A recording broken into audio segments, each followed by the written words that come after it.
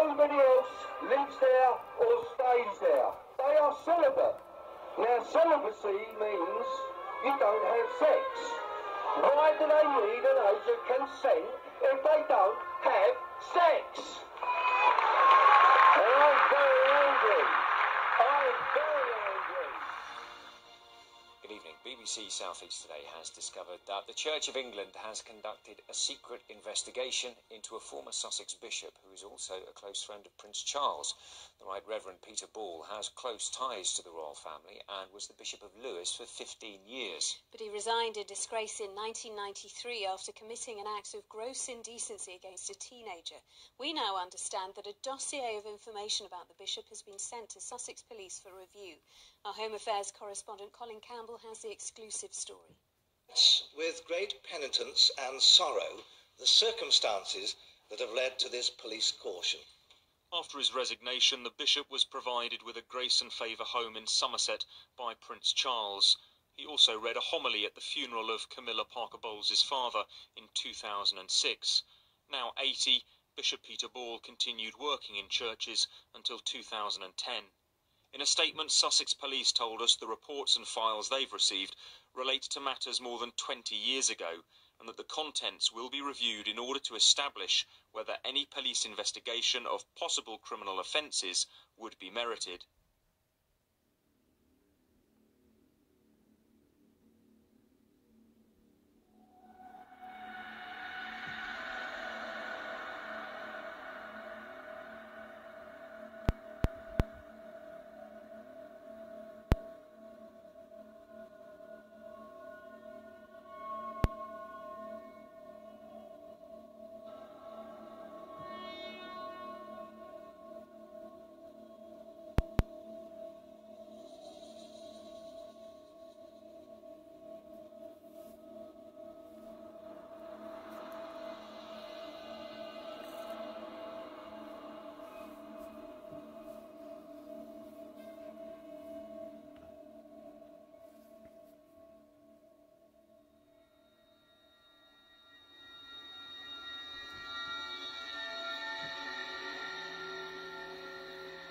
Elizabeth actually agreed to place all Anglican clergy under the Catholic policy known as Crimen Solicitatis.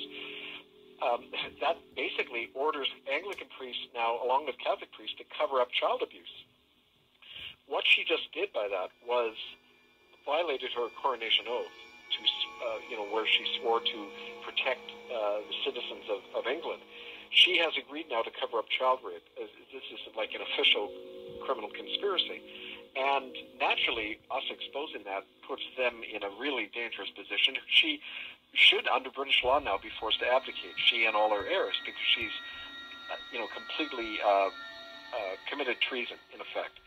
Now, their backs are obviously to the wall on this, and they are now obviously getting some advice that I should be permanently silenced, because in order to stop this, which could lead to a whole chain of events which could topple the whole British monarchy. So, I'm not surprised in the way they're acting that way, but they've been striking at people around me as well. If you remember, 3 of our members over the last little while have been put in British or Canadian prisons on trumped-up charges.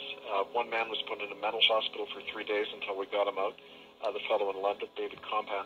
So, they've been hitting around us, but definitely this is aimed at trying to, stop this exposure of the direct link between the Vatican and the Crown.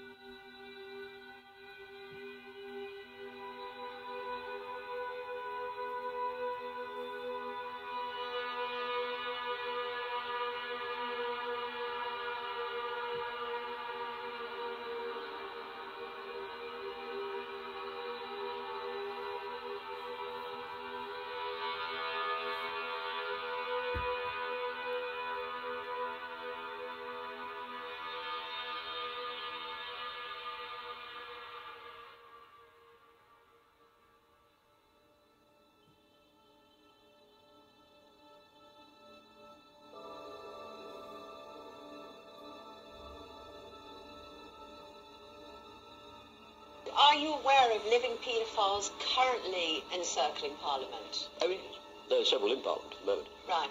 And they're being blackmailed. They are being blackmailed. And it's a problem. And by whom would they be blackmailed? Well, it all goes back to Germany. The German intelligence are the classic users of paedophiles. The Germans understand paedophilia very well. I'm not saying all Germans are paedophiles, but obviously. German intelligence have always understood paedophilia, and they've also had a good understanding of human nature and human weakness. It partly goes back to Freud, who was one of their intelligence advisors. He was one of their psychiatric advisors. The Germans have always had brothels, male brothels, in England. In the 1930s, they had three. There was one in Oxford, one in Cambridge, and one in London. Right. And they also had female brothels as well. And interesting dispersal there, really, isn't it? Well, yes, and it's not. London is central power. Oxford and Cambridge are the centres of education, or were then. And, of course, what the Germans are doing is spotting future leaders. Right. Ebert Heath was recruited at Oxford. He was recruited at Balliol in 1937. Right. Ebert Heath first met Adolf Hitler in 1987.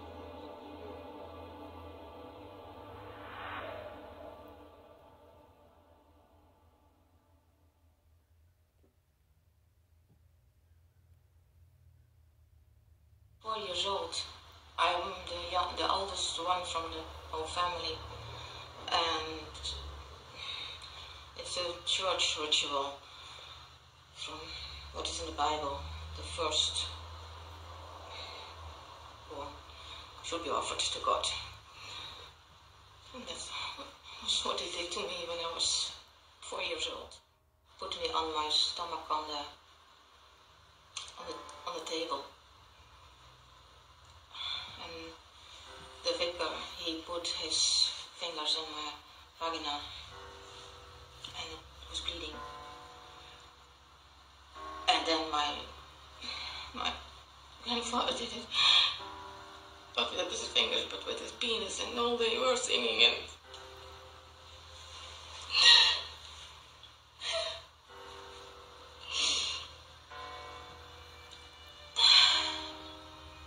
then my uncle did the same, and it took an hour before they were ready in the hole. It was a blanket, a white blanket I was on laying, but it was totally red.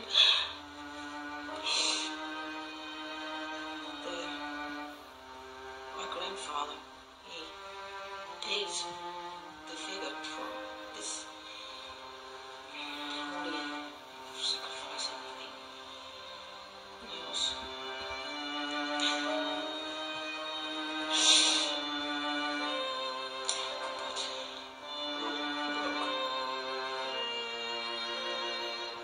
and afterwards I had to go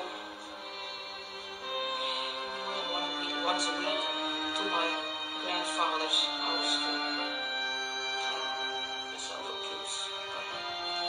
And he made me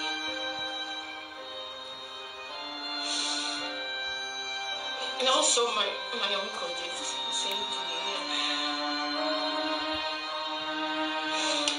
Try to bring you, to put you in a position that you are unable to do things, and to make your feel good. Yeah, feel good. When I was 5 years old, my house after the always also give me pills after the ritual.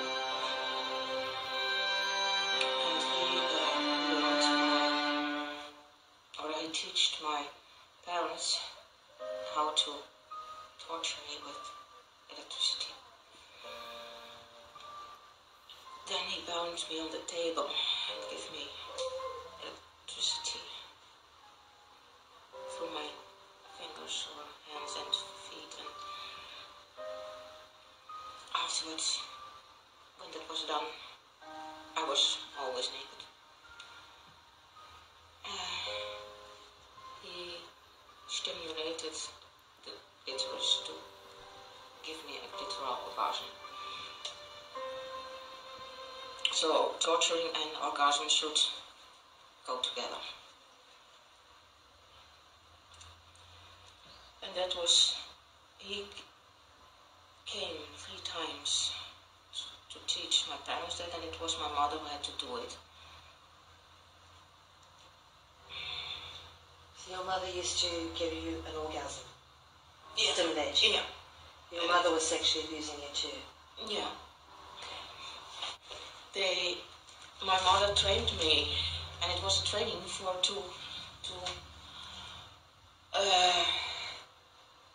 the Freemasons, it's an examination, a kind of examination, if they will come through or not, if they are really pedophile or... It's initiation.